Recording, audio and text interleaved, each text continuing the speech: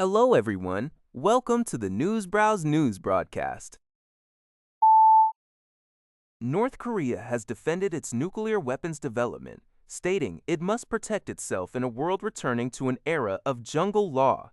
Comporting to NHK, the country's UN ambassador Kim Song made this argument at a UN Security Council meeting in New York, which coincided with the review conference of the Treaty on the Non-Proliferation of Nuclear Weapons, NPT.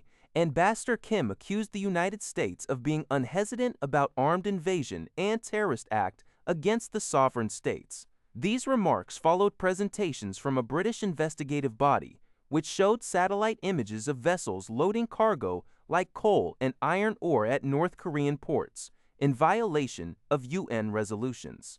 A U.S. representative further noted that these vessels primarily headed for China, emphasizing that such trade directly funds North Korea's nuclear program, bringing it one step closer to threatening the world with nuclear catastrophe.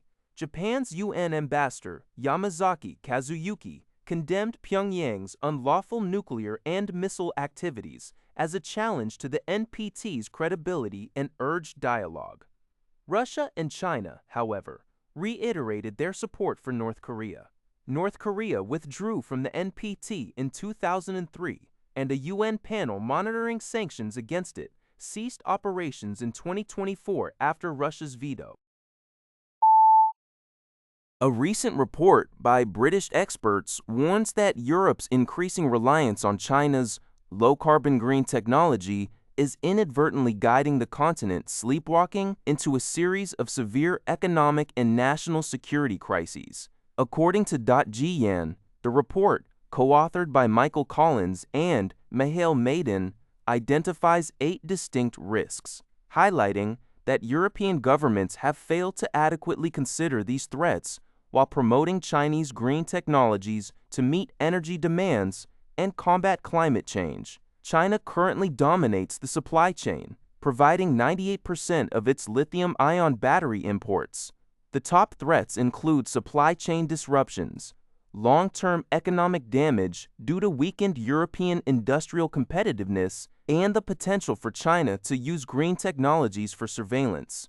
The report also notes the risk of the U.S. pressuring Europe to remove Chinese technology from its energy systems. Experts urge Europe to diversify its supply chains and avoid replacing fossil fuel dependence with reliance on Chinese low-carbon technologies. According to Al Jazeera, Russia continued its intensive attacks across Ukraine overnight Thursday and into Friday, resulting in at least 1 fatality and several injuries.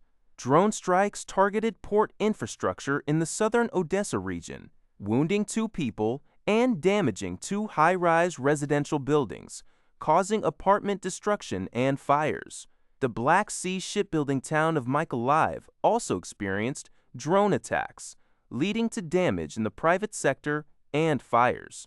In response, Ukraine launched its 4th drone attack this week on Russia's Toipsk port, aiming at energy infrastructure to cut oil revenues, which ignited a fire at the seaport terminal.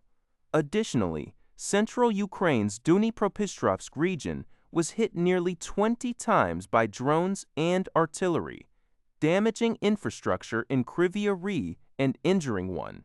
Kherson City and nearby settlements also faced continuous drone attacks, causing 1 death and 8 injuries, with damage to homes, administrative buildings, and vehicles. Telenews NNN reports that China's capital, Beijing, has implemented a comprehensive ban on drone sales, rentals, and flights across the entire city, effective May 1st.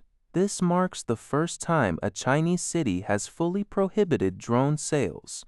The primary objective of these strict regulations is to enhance security and maintain public order in the capital. A resident quoted in the article expressed support for the ban, citing national security concerns. China's Ministry of State Security, responsible for cracking down on espionage, has issued a stern warning.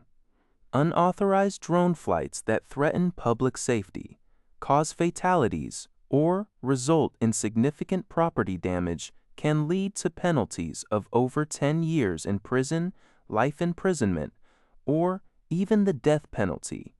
These measures underscore a nationwide effort to intensify drone regulations. According to Liberty Times, Japanese tourism to China has plummeted by 90% following a surge in cancellations and significant flight reductions. This downturn is largely attributed to the deteriorating Japan-China relations, exacerbated by Japanese Prime Minister Sune Takaichi's Taiwan contingency theory. In March, approximately 2,691 flights from China to Japan were canceled, marking a 50% cancellation rate.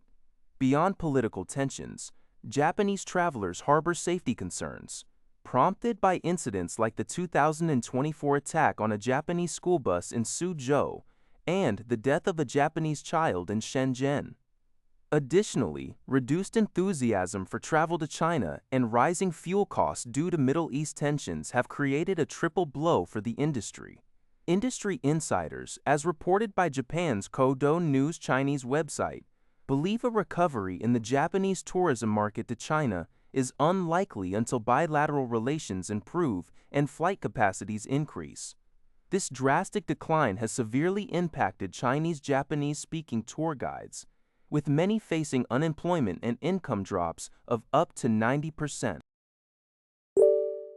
That's all for this video. Thank you for watching. See you in the next video.